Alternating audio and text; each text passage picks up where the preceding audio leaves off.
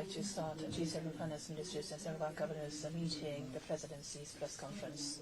At the outset, I would like to call upon Minister Suzuki and Governor Kuroda to say a few words. Over to you, Minister Suzuki. Today, first G7 Finance Ministers and Central Bank Governors meeting under Japan Presidency was held. First, Minister Malchenko of Ukraine attended online and had a discussion on situation in Ukraine. Tomorrow marks 1 year since Russia started the illegal, unjustifiable, and unprovoked war of aggression against Ukraine. Over 1 year, much sacrifices have been paid by Ukraine, including innocent civilians being killed. We express our heartfelt condolences and renew our respect to people of Ukraine who are defending their motherland with strong resolve and courage. In this context, G7 reaffirmed our unwavering commitment to support to Ukraine and concurred to condemn Russia's war. On support to Ukraine, we are addressing urgent funding needs for 2023. Japan, too, at today's meeting, announced to provide new financial support of $5.5 billion.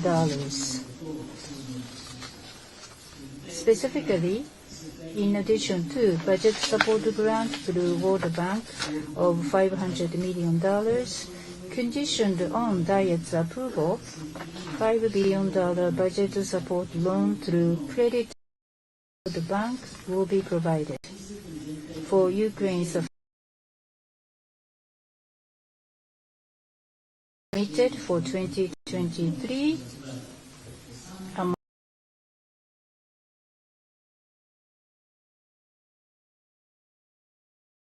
and take necessary action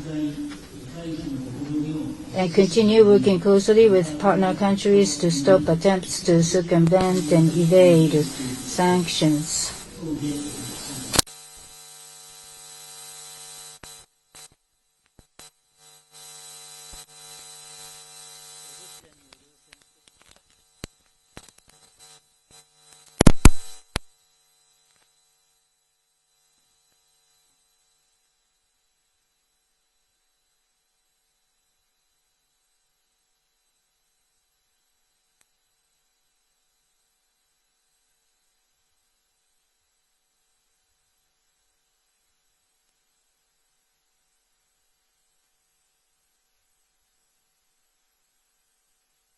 改革、SDR チャネリング等を通じた脆弱国への支援強化についても取り組みを進めていくべきとの点で一致しました。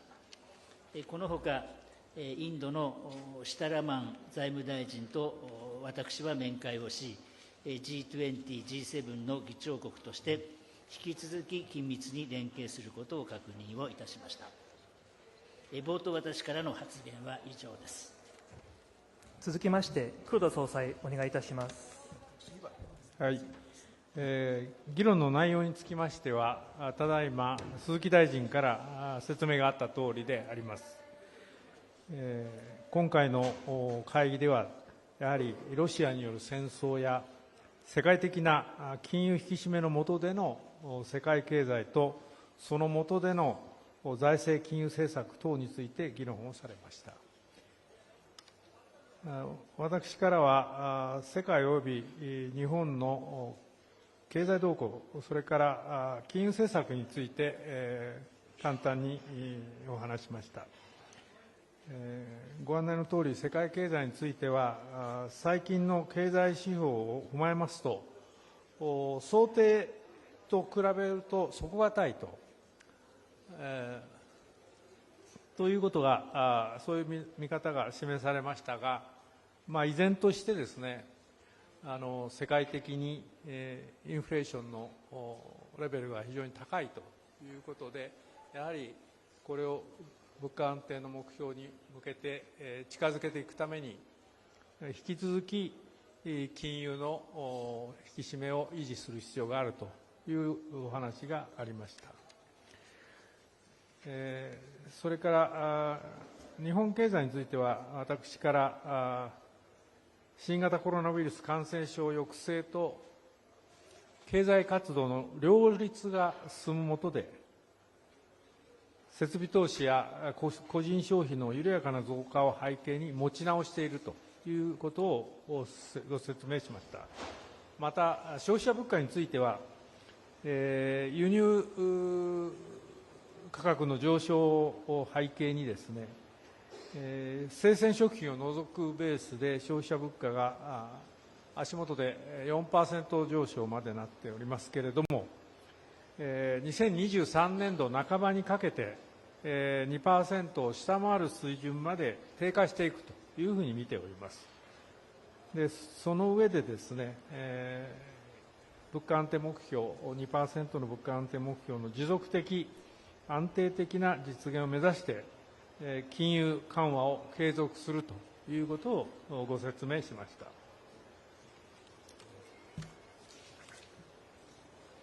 それでは質疑応答に移ります。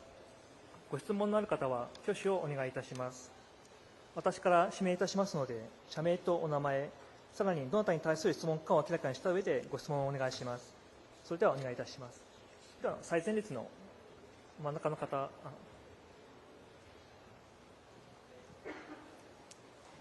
読売新聞の曽端と申します。よろしくお願いいたします。ロシアに対する追加の経済制裁についてお伺いします。今回は必要に応じてさらなる行動を取るということが明記されましたけれども、G7 の会議の中ではどのような議論が行われたのかということと、大臣ご自身は追加の経済制裁についての必要性についてどのようにお考えでしょうか。G7 のですね、声明でも確認をされたとおり、制裁はロシアが不法な戦争を遂行する能力を顕著に低下させたと、評価としてはそういうふうに評価をしております。でそれでは引き続きどのようなことをするかということでありますが、まずは今行っております制裁、その効果をしっかりと監視をしながらですね、やはり必要by monitoring, and as needed, further actions will be taken.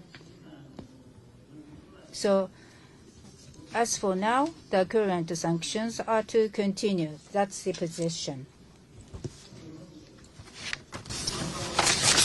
Yes, the person in the middle, against the front row, again the front row. Mishima Nikkei, thank you for having me. I have two questions. To Minister Suzuki, I have this question. Minister Sitaraman of India is giving a focus on debt in the context of G20. Looking at the situation in Sri Lanka, we have different creditors, and in comparison to the era where Paris Club was deeply involved, it might be increasingly difficult to resolve debt issues these days. What kind of leadership do you expect of India, the presidency of G20? And the following question is for Governor Kuroda. During the days of Vice Minister in charge of international affairs, you have repeatedly attended G7 and G20 meetings over the years, and this is going to be the last G7 and G20 as the governor of the BOJ. Looking back on the history of G7 and G20, what achievements have you had over the years? And today you led the G7 discussions as the presidency. And was there any comment on your departing BOJ? Any handshakes to conclude your tenure as the governor of Bank of Japan?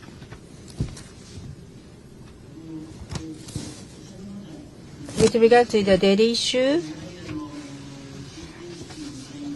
of course, G20 is engaged in common framework within which debt issue will be responded to, and that is the policy that Japan also supports.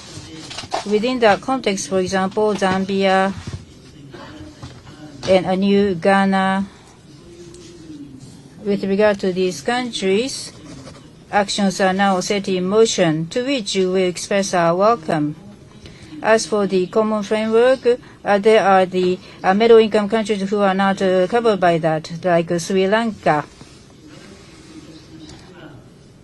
So as far as Japan is concerned, instead of doing it bilaterally, all the creditor countries have to get together and hold creditors countries meeting and committee, and having a high transparency need to work together, because the debt situation has not been fully disclosed yet. Therefore, the creditor countries need to share that information, and in overall, the issue need to be responded to. That is a basic policy of Japan. So, vis-a-vis G20 meetings and whatnot, we always stress our position on this in this manner.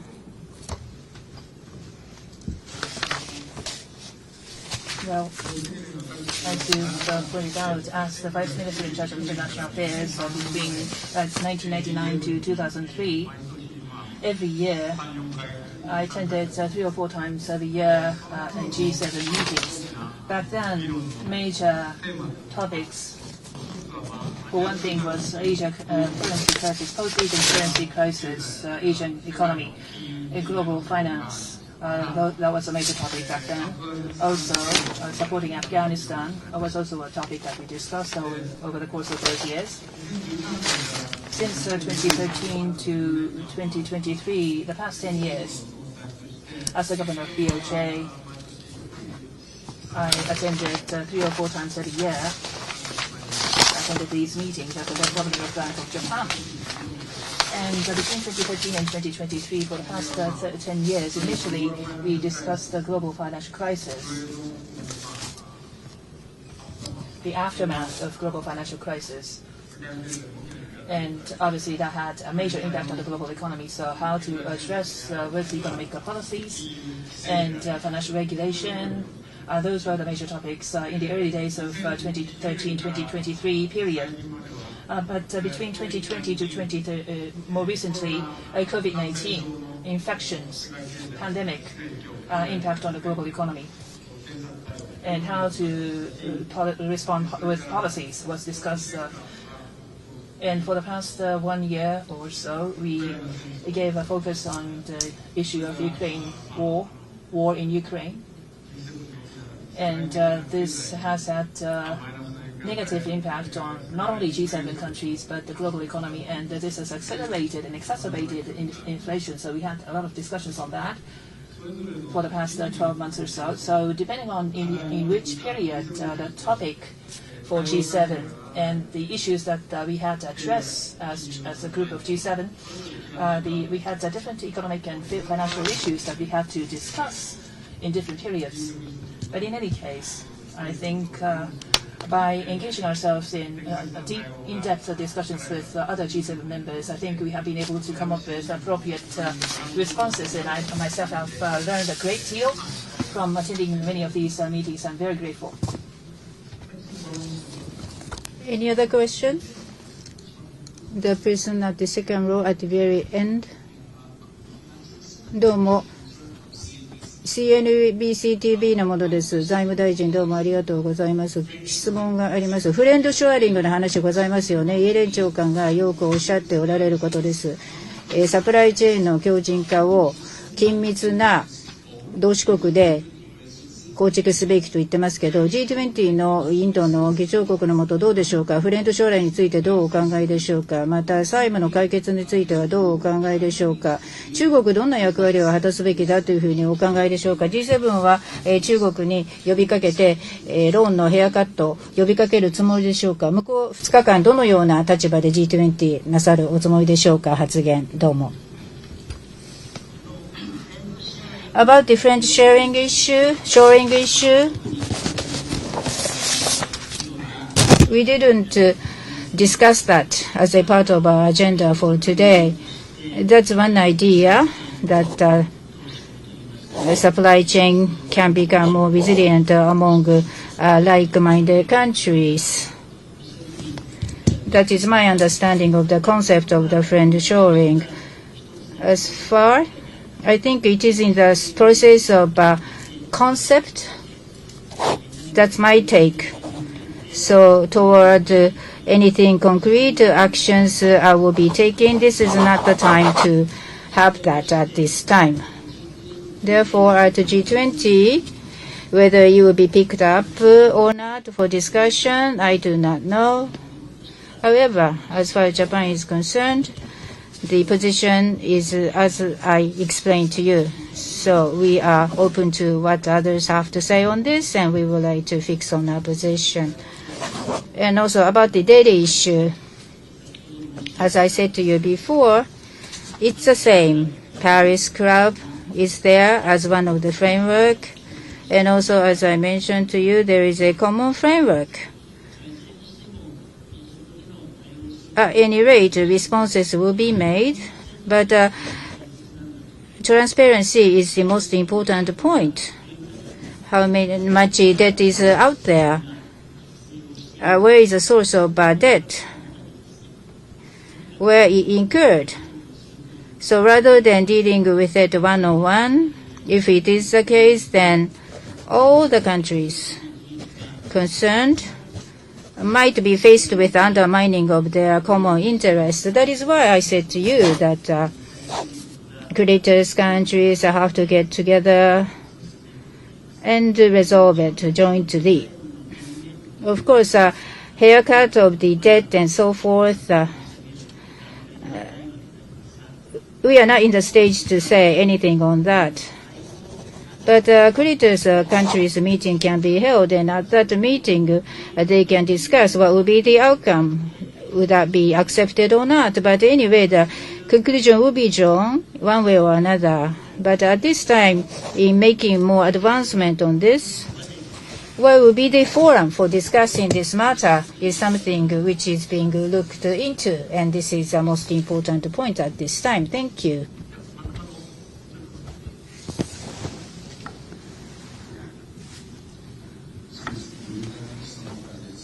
Bloomberg News. I have this question to Governor Kuroda. Earlier on, during your opening remarks, within G7, all the G7 members are to continue tightening. But in the case of Japan, in the middle of fiscal 2023, the inflation will be less than 2%. Therefore, Japan needs continued easing of the monetary policy. As you know, however, your tenure is almost up, Governor Kuroda. The new BOJ team will emerge, and what about the policy continuation? How should the policies in the past should be continued, and how these policies should be transitioned to a new phase? That the objective was to achieve 2% target as soon as possible, and YCC and quantitative easing have been used as a tool to achieve that as quickly as possible. But when it comes to the policy continuity under the new leadership, what is your desire? What do you think the new team at the BOJ, new management of the BOJ should do in terms of the monetary policy?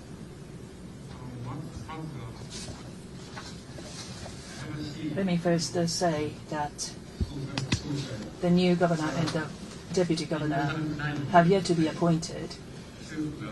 The government of Japan will have to ask for the consent of the Diet. This proposal was just made to the Diet, so I don't think I should be commenting on this. So I will not say anything concrete about this. But as far as the BOJ is concerned, the price stability target of 2% has been the basis of our monetary policy conduct in the past. More recently, the CPI has risen by 4%, mostly due to the rise in import prices. And already, the rate of rise in import prices has come down.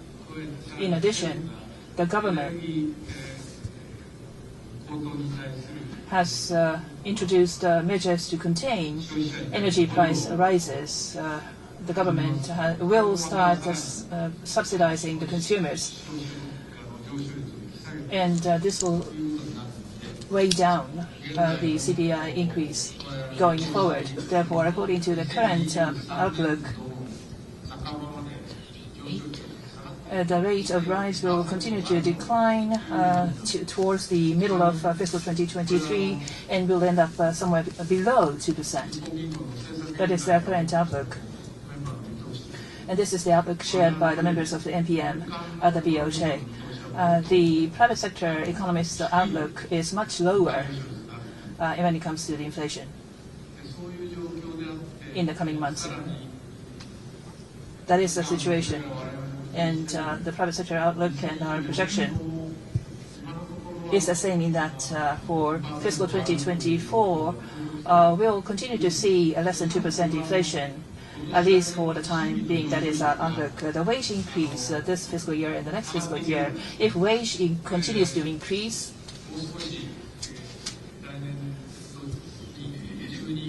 by the end of next fiscal year, the price stability of 2% could be achieved steadily and stably in a sustained manner. But at least for now, our outlook is that CPI will be less than 2% for both the fiscal 2023 and 2024. That is our current estimate outlook. Therefore, BOJ's private price stability target of 2%. With a wage increase, accompanying wage increase, the sustainably and stably achieving 2% accompanying wage increase is the target set by the BOJ. And this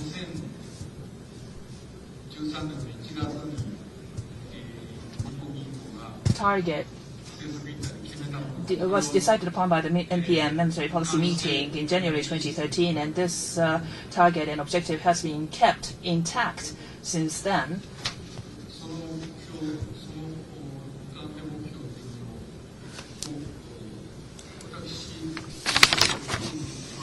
And the present members of the NPM, including myself, continue to believe that this price stability target still remains appropriate, and that is the basis of our conduct of monetary policy. Having said that, as I said earlier on, for the time being, the monetary policy of Japan needs to be accommodative for the time being, and that is the thinking of the present members of the NPM. That is what I can say. But I wouldn't talk about the members that have yet to be appointed.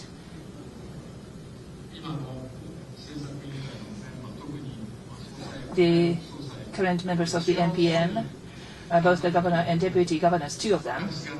I mean, if you have different faces there, I mean, I don't think it is. I'm in a position to talk about what the thinking of these new members will be. I don't think I should comment on those.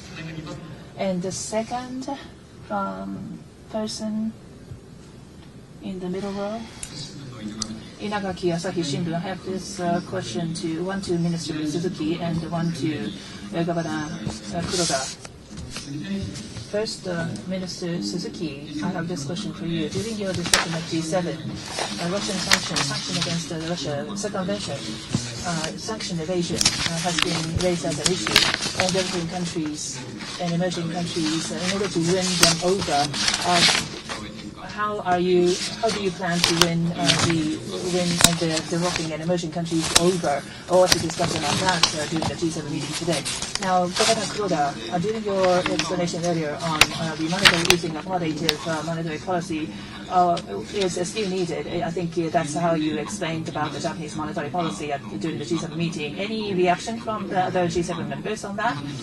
And since you assumed the post of governor back in 2013, and you have been asking for the understanding of the accommodative monetary policy of Japan over the past 10 years, and what are the challenges that you have faced over the 10-year period in conducting the Japanese monetary policy? Thank you. Well, today at the G7 meeting with regard to sanctions against Russia, the matters which came up was, for one thing, that the G7 would stand united and firmly continue with sanction, which was reaffirmed, within which, as I said to you before, whether to take new measures or not, with regard to that, we are to see the effectiveness of the currently ongoing sanction and make assessment, then decide what to do next. About the sanction evasion, of course, there is a fact that there are such things which is being seen. So we have to be very careful about that and watch over that. So those are the things which came up around sanction topic today. With regards to monetary policy for the past 10 years at G7, whenever we had this discussion on the monetary policy with regards to the Japanese monetary policy, there has been no criticism against the monetary policy of Japan. This time around, I did give the explanation I said earlier on during today's G7 meeting, and there was no comment or reaction to what I explained during today's G7 meeting. Looking back over the past 10 years since 2013, looking back on the history of monetary policy over the past 10 years, why? In the price stability target of 2% was not achieved in a sustainable and stable fashion. A comprehensive study, a verification has been conducted, and we have different unavailable papers. But deflation, which lasted from 1998 to 2013, a deflation mindset took hold, and deflation mindset had become a norm.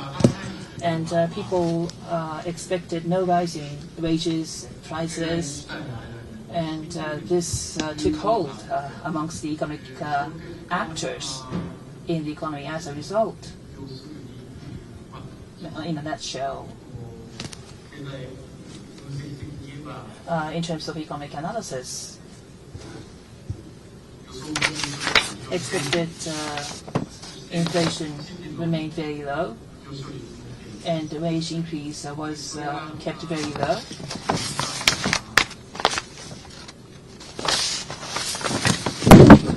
And it has been very difficult to change the mindset, and that is why it's taking longer. But basically, by keeping accommodative monetary policy, I think we are no longer in a deflationary situation. We are no longer experiencing deflation, and real economic growth has recovered. And over the past 10 years, employment has increased by 4 million, more than 4 million.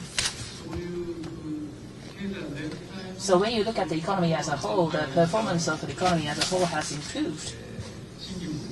But the rate of increase in wages and inflation have remained low, which was caused by the legacy of 15-year-long deflation, the mindset of 15-year-long deflation. But I think this is also starting to change. The labor market is extremely tight as we speak. And more recently, labor union negotiations situation suggests that things are starting to change in terms of wage increase. The rate of wage increase is somewhat different from what we have seen in the past, more recently. So I think there are signs of change, I would say, but rate of increase in wages this fiscal year and next fiscal year, we still have to be vigilant, and we should continue to closely monitor. The time is almost up, but the last two questions. The person in the middle, the person in the third row. 鈴木大臣、ありがとうございます。G7 の声明、ロシアに対する文言、非難してますよね。アメリカのイエレン長官も強く批判してます、今日、G7に対して。インドは G20 の議長国ですけれども、ロシアから燃料を輸入していたコスト安く、恩恵を受けていた米国外交と対話ということですけれども、そうなりますと G20 のオフィシャルなステートメントの文言が弱まってしまうのではないか、ロシアに対する非難が弱まってしまうのではないかと思いますけれども、大臣どうお考えですか？ Well, last year to the day, tomorrow it will be full year since Russia's aggression against Ukraine had begun. And G20 has been held under the same circumstances. Last year was the presidency year of Indonesia. And at which time joint statement was not able to be published. So instead, the chair's summary has been put together under the responsibility of the chair. So compared with that time, in terms of the background, has there been big changes? No. So situation has become even more serious, as I see it. Therefore, at this time, India is the presidency country of G20 this year and working very hard in holding the series of G20 meetings, including this one. So with a strong leadership, India is hosting the G20 meetings.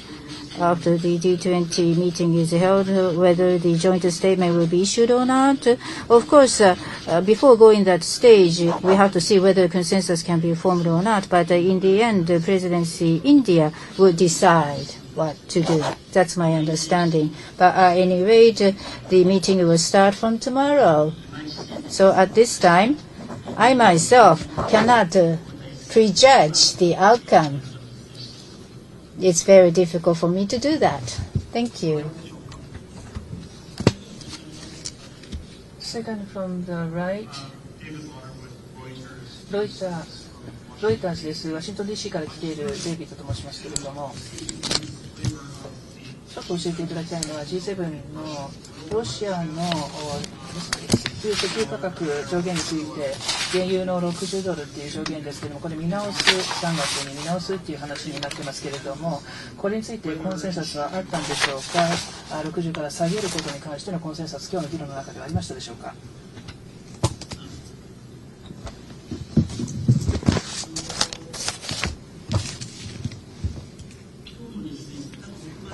Well, today we think we distributed to you today's statement, which is included this reference as a result of the Russia's war of aggression, particularly low-income countries and middle-income countries have been suffering from the negative spillover.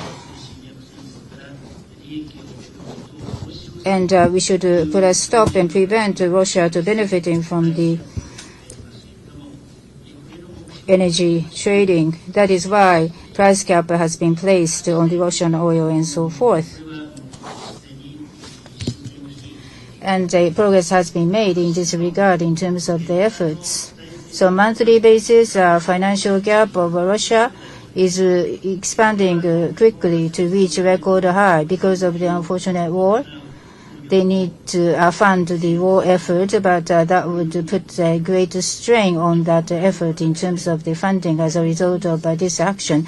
But at today's meeting, concrete figures, has it been discussed or not? No, we didn't discuss anything of that sort today.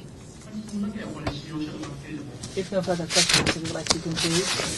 I know that you're raising your hand, so this is going to be the last question from the floor.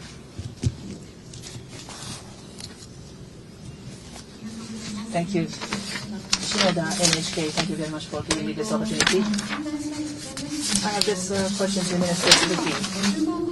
$5.5 billion additional support to Ukraine.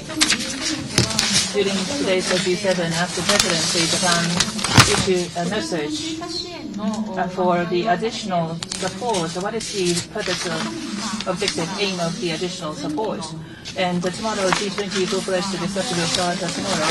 And G7's, how this G7 statement will be used as the leadership for you to demonstrate leadership as the president of G7? And the following question is for Governor Kuroda. Earlier on, someone asked that since the days of Vice Minister for International Affairs, you have been deeply engaged in discussions at international fora. And with regards to the major international conference, this is going to be your last attendance. Looking back on the past 10 years, in terms of sending a message, how would you evaluate what you have done in terms of communicating with the people outside Japan?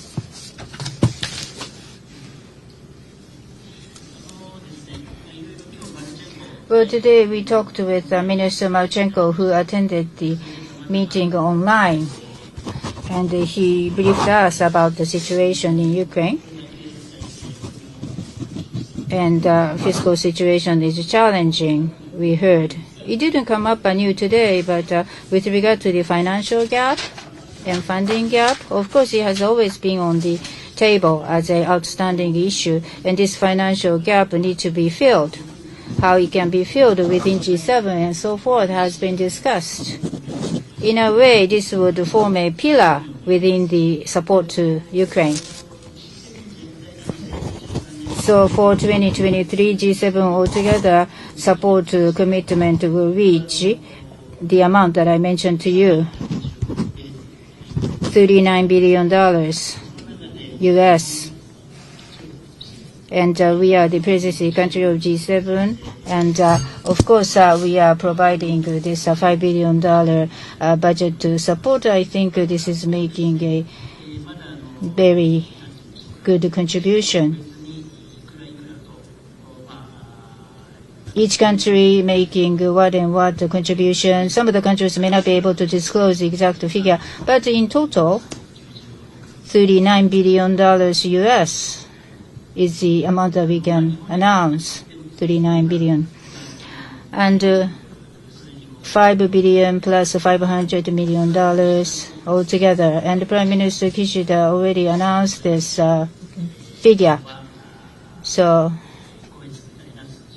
Japan had already disclosed its specific figure at this time because we are the presidency country of G7 and we are willing to help fulfilling the financial gap. And we like to serve our role. And we need to demonstrate that. Thank you. Needless to say, for the past 10 years at G7 and G20 meetings and at INFC and BIS governance meetings, I have attended numerous times where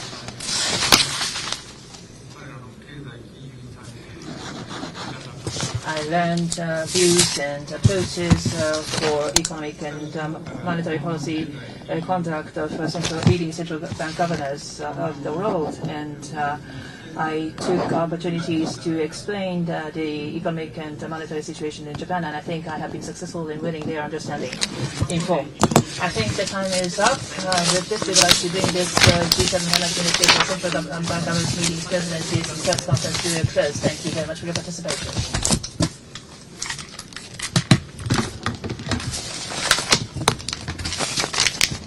なんかさ、すごい私の方見て。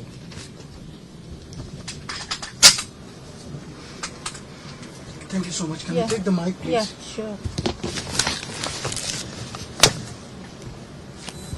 I was just showing my hands because your papers were disturbing there. It was scratching on the mic. Oh, That's why I was okay, showing. okay, okay.